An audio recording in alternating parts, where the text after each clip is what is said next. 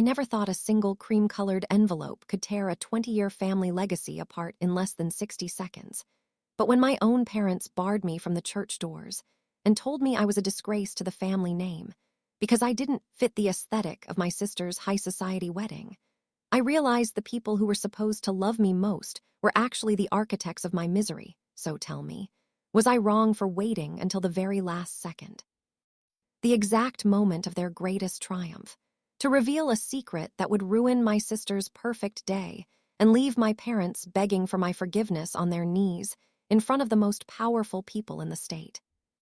Imagine being the invisible child for 24 years, the one who worked 3 jobs and skipped meals to pay for everyone else's luxury cars and designer clothes, while being told you weren't refined enough to even stand at the altar as a bridesmaid, only to have a single piece of paper prove that without your lowly labor, their entire world was nothing but a house of cards waiting for a breeze. Have you ever been pushed so far by your own blood that you felt like a stranger in your own home? Or would you have done exactly what I did and burnt the whole bridge down just to see them finally see the truth in the ashes? This whole mess started years ago in a house that smelled like expensive mahogany and hypocrisy. A place where my sister, Alina, was the golden child who could do no wrong, and I was the utility child, used to facilitate her every whim without ever receiving a thank you. My parents, Richard and Margaret, were obsessed with the optics of their lives, always striving to look like the perfect upper-middle-class family, while they were actually drowning in secret debts, gambling addictions, and bad investments that I was quietly fixing behind the scenes since I was 16 years old. I remember the first time I realized I was different. It was my 12th birthday, and while Alina had been given a pony the year before, my parents forgot my day entirely because they were too busy planning Alina's debutante ball preparations. I spent that night eating a cold sandwich alone while I ironed my father's shirts, listening to them talk about Alina's bright future, as if I didn't even exist in the same room. By the time I was 18, I was working 40 hours a week at a call center while taking a full course load at community college, and every single cent of my paycheck went into a family account that my father told me was for my future. But I later discovered he was using it to fund his weekend trips to the casino. Alina was the beautiful, talented, and utterly spoiled center of their universe, a girl who never had to lift a finger or learn a skill because she was destined for greatness, which in my parents' eyes meant marrying into the ultra-wealthy Thornton family. I, on the other hand, was the one who stayed up until 3:00 a.m. doing her college essays so she could maintain her GPA, the one who worked at a greasy diner and a retail store throughout my youth to pay off the credit card bills my mother racked up at luxury boutiques, and the one who lived in the smallest, unheated room in the house while they planned Alina's European summer vacations. I didn't mind the hard work at first because I thought I was helping my family, but what slowly broke me was the realization that no matter how much of my life I sacrificed, I was never going to be one of them. I remember the time Alina accidentally crashed the car my parents bought her. Instead of punishing her, my father looked at me and told me I needed to pick up extra shifts at the warehouse to cover the insurance deductible because Alina was too fragile to handle the stress of a job. When Alina got engaged to Julian Thornton, a man whose family owned half the real estate and political influence in the city, my parents went into a frenzy of social climbing that completely erased my existence from the narrative. Suddenly, my presence was an inconvenience, because my calloused hands, tired eyes, and lack of designer labels didn't fit the old money aesthetic they were trying to fake for the Thorntons.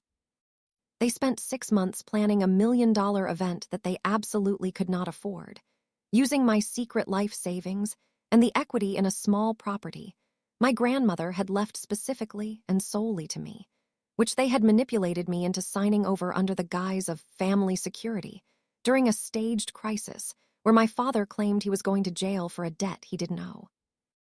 I was the one who negotiated with the temperamental florists, the one who spent hours in the basement arguing with the caterers to get the prices down to a level my parents could fake, and the one who handled every single logistical nightmare of the 1,000-person guest list.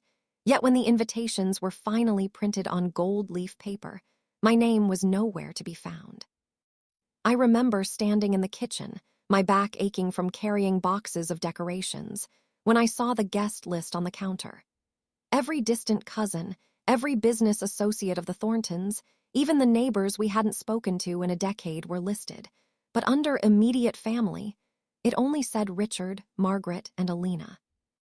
When I asked my mother why I wasn't listed as a bridesmaid or even mentioned in the program, she looked at me with a mix of pity and disgust and said, "Honey, Julian's family is very particular about the lineage and the look of the wedding party. And we just feel that you'd be more comfortable helping out behind the scenes where you won't feel the pressure to keep up with the debutantes and the socialites. You've always been so practical, and we need someone we can trust to handle the trash and the technicalities." My father was even worse, telling me that I should be proud to serve my sister from the shadows because her marriage was the only way the family name would survive, completely ignoring that it was my income that had kept the lights on for the last 3 years. As the wedding date approached, the disrespect reached a fever pitch of emotional abuse. Alina would call me at 4:00 a.m. to demand I drive across the state to pick up a specific type of silk ribbon she forgot, treat me like a personal, unpaid assistant in front of her new wealthy friends, referring to me as the help more than once. And she even had the audacity to ask me to move out of the house into a motel for the wedding weekend so she could use my tiny room for her bridesmaids, extra luggage, and garment bags. The breaking point came 48 hours before the ceremony. I had spent the entire week coordinating the arrival of the Thornton family's international guests, barely sleeping and skipping meals to ensure everything was perfect. I sat down at the dinner table, hopping for one final meal as a family, when my father dropped a bombshell that felt like a physical blow to the chest. He told me that they had decided it would be best for everyone if I didn't attend the ceremony at the cathedral or the reception at the Grand Hall at all. He claimed that the seating chart was too tight and that they didn't want any awkward questions from the Thorntons about why the eldest daughter was a working-class girl instead of a professional socialite. Alina didn't even look up from her phone as she adjusted her diamond engagement ring, saying, "It's just for one day, sis. Don't be so dramatic. You can watch the high-def video later and we'll bring you some leftover cake if there's any left." I realized in that cold, silent moment that I wasn't a daughter or a sister to them. I was a commodity. I was the person they used to build their palace, but I wasn't allowed to step inside it because my presence reminded them of the truth they were trying to hide. I didn't scream, I didn't cry, and I didn't argue. I simply nodded, went to my room, and spent the entire night finalizing the gift I had been preparing for months. The gift that was the only thing I had left to give, and the only thing that would tell the truth. So that's the situation I was in, rejected, disowned in spirit, and banned from my own sister's wedding by parents who were using my stolen inheritance to pay for the very party I wasn't invited to. I had to make a choice. Do I walk away quietly and let them live their fake, gilded lie at my expense? Or do I make sure that every single person in that room knows exactly who paid for the vintage champagne they were sipping? Before I tell you what was inside that thick, heavy envelope, and what happened when Alina finally opened it in front of the most powerful families and cameras in the state, I want you to pause right now and comment below what you would have done in my shoes. Would you have just disappeared and started a new life to protect your peace? Or would you have stayed in the shadows to watch the entire house of cards collapse like I did? The morning of the wedding was sickeningly beautiful, the kind of perfect, sun-drenched day that felt like a mockery of the cold, hard fury brewing in my chest. I watched from the window of a small, dingy coffee shop across the street as the silver limousines pulled up to the ancient stone cathedral. My parents looked radiant and triumphant, my father in his custom-tailored tuxedo and my mother in a 5-figure gown that I had paid for with 6 months of double shifts and missed rent. Alina looked like a literal angel in a custom French lace dress, waving to the local photographers as if she were a royal entering her coronation. They didn't even look back at the street to see if I was there. They didn't care if I was dead or alive as long as the check cleared. I waited until the ceremony started, until I heard the faint swell of the organ and knew the I do's were being exchanged, and then I walked up to the side entrance of the reception hall. I handed a thick, cream-colored envelope sealed with wax to the wedding coordinator, a woman I had worked with for months and who actually pitied me.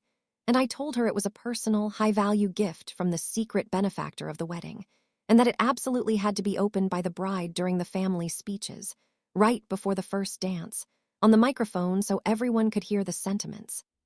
I told her it was a surprise that would complete the family legacy. I then took a seat at a bus stop across the street, huddled in a simple hoodie and jeans, and I waited for the world to end.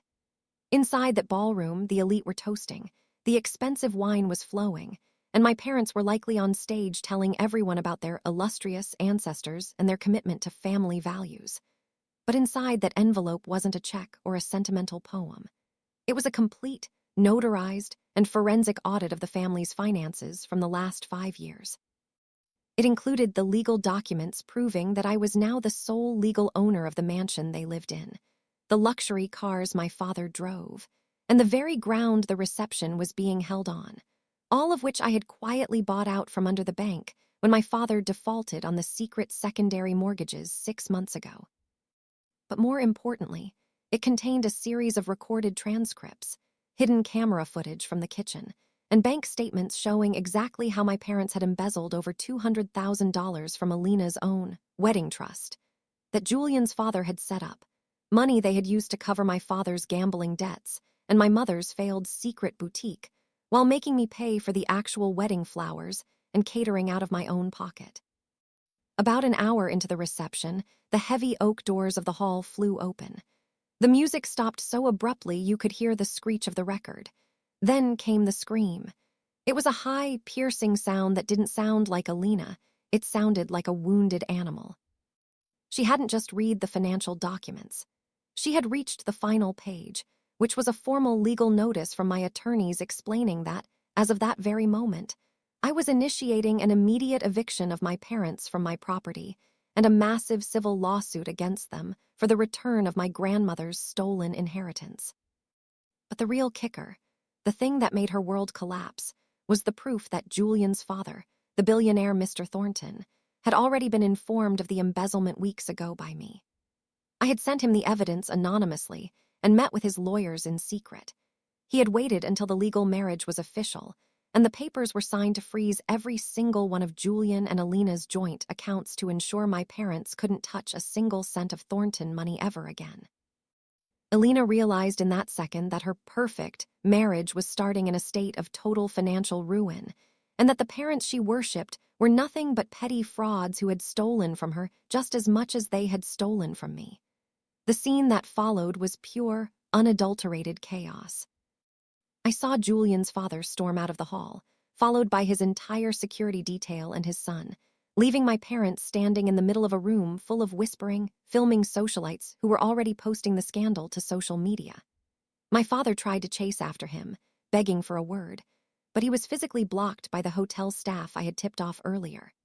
My mother was hysterical, clutching her pearls and screaming at the coordinator, her fake social standing vanishing in a heartbeat. Alina ran out of the building, her white lace dress trailing in the dirt and mud of the parking lot, screaming my name with a mix of primal rage and terrifying desperation. She saw me sitting at the bus stop and ran toward me, her face a mask of mascara-streaked fury and ruined makeup. She demanded to know why I would do this, why I would ruin the one day she had worked her whole life for. I looked her in the eye, as calm as a still lake after a storm, and I said, "I didn't ruin your life, Alina. I just stopped being the person who was keeping the lie alive so you could play princess.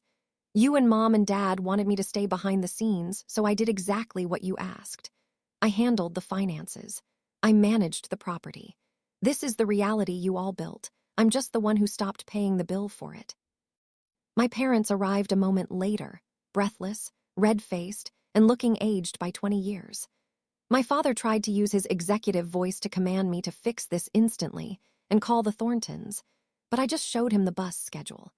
I told them they had exactly 24 hours to remove their personal belongings from my house before the locks were changed and the security team I hired arrived.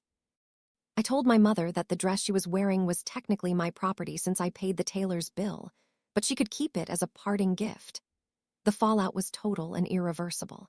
The Thornton family filed for an annulment within the week, citing fraudulent inducement. My parents are currently living in a cramped, one-bedroom rental on the edge of town, facing a series of legal battles and audits they can't afford to fight because their bank accounts are empty and their reputation is radioactive.